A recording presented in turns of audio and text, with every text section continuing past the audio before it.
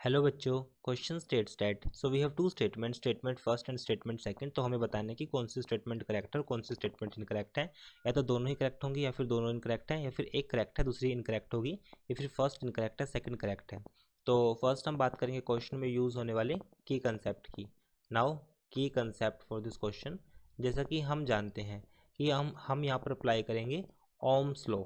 According to Ohm's law, voltage across a conductor, suppose ये हमारे पास एक कंडक्टर है, अगर हम इसके अक्रॉस कोई वोल्टेज को अप्लाई करेंगे that is V will be equal to I is current, R is the resistance. So according to Ohm's law V equals to IR। This should be applicable only under physical condition. Physical condition को हम मतलब हमारे पास जो temperature होगा, हमारे पास mainly room temperature pressure वाली टर्म्स को फॉलो होगी। तो अंडर फिजिकल कंडीशन के लिए ओम्स लॉ हमारे पास एप्लीकेबल होगा। तो यहाँ पर कहा गया कि जो ओम्स लॉ है हमारे पास वो एप्लीकेबल है हर एक कंडक्टर के लिए, electricity including diode.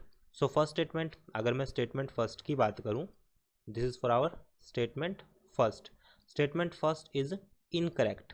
Statement first is incorrect because जो हमारे पास, जैसे अगर सपोज करता हूं कि ये मेरे पास कोई कंडक्टर है, रेजिस्टेंस R है, तो इसमें जो करंट फ्लो करेगा V equals to IR। This is only applicable for ohmic conductor. ये हमारे पास क्या होंगे, सिर्फ ओयोमिक कंडक्टर होंगे। ओयोमिक कंडक्टर मतलब जो हमारे पास कंडक्टर होंगे जिसमें फ्री इलेक्ट्रॉन्स होंगे, उसको वो सिर्फ ओम्स लॉ को फॉलो करेगा। बट लेकिन अगर मैं बात करूं कि जो डायोड्स होते हैं, डायोड्स हमारे पास क्या है, वो कंडक्टर तो है नहीं, वो हमारे पास क्या है, सेमी कंडक्टर। डायोड हमारे पास क्या होते हैं, सेमी कंडक्टर, जिसमें मेनली पी और एन टाइप हमारे पास हो गए।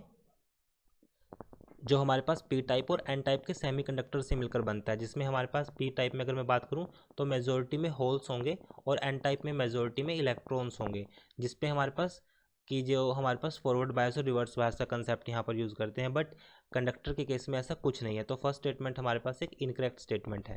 सेकंड स्टेटमेंट में कहा गया है कि in electrolytic solution the electric current is mainly due to movement of free electron. Second statement is also incorrect. अगर मैं सेकंड स्टेटमेंट की बात करूँ, this statement is also incorrect. Why? तो अगर मैं इस स्टेटमेंट को इनकरेक्ट बोलूँ, क्योंकि जैसा कि हम जानते हैं कि जो फ्री इलेक्ट्रॉन्स जो होते हैं, फ्री इलेक्ट्रॉन्स, वो फ्री इलेक्ट्रॉन्स मेनली किस में होते हैं, कंडक्टर के केस में होते हैं। बट इलेक्ट्रोलिटिक सॉल्यूशन की मैं अगर बात करूं, इलेक्ट्रोलिटिक सॉल्यूशन, इलेक्ट्रोलिटिक सॉल्यूशन में जो आयंस होंगे, जो आयंस होते हैं, उनकी वजह से कंडक्शन होता है।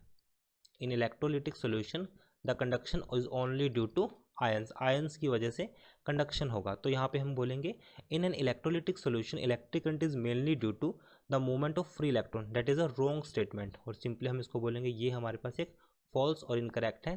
दिस इज ऑल्सो फॉल्स और incorrect. So both statement are incorrect. So right answer will be option second. Both statement first and second are incorrect.